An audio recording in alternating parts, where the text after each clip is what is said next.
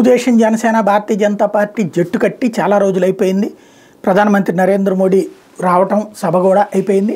ఆ తర్వాత చూస్తే నరేంద్ర మోడీ స్పీచ్ అది చూసిన తర్వాత ఆ అసంతృప్తులు అట్లాగే నడుస్తూ ఉన్నాయి.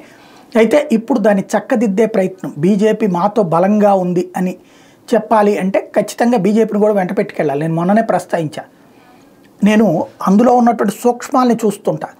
మొన్నటిదాకా ఏంటి తెలుగుదేశం జనసేన ప్రభుత్వం అంటూ బీజేపీని డౌన్ ప్లే చేస్తున్నారు. మైనార్టీలను దృష్టిలో పెట్టుకుని ఇది కరెక్ట్ కాదు, పొత్తు ధర్మం అంటే ఇది కరెక్ట్ కాదని నేను ప్రస్తావించాను. ఇప్పుడు అందుకనినే ఎప్పుడైనా సరే లోపాన్ని ఎవడన్నా ఎత్తి చూపెడితేనే కదా. నాకు ఇక్కడ ద్వేషం ఎవరి మీద లేదు, చాలాసార్లు చెప్పి అదే విషయం. అక్కడ స్పష్టంగా పక్కన ఉన్నోడిని వెన్నుపోటు పొడుస్తాం అనేటువంటిది కరెక్ట్ కాదని చెప్తా. ఇప్పుడు అదే జరిగింది. దాంతో ఇప్పుడు అర్జెంటుగా మారింది. మోడీని గురించి కూడా ప్రస్తావిస్తూ ఉన్నారు.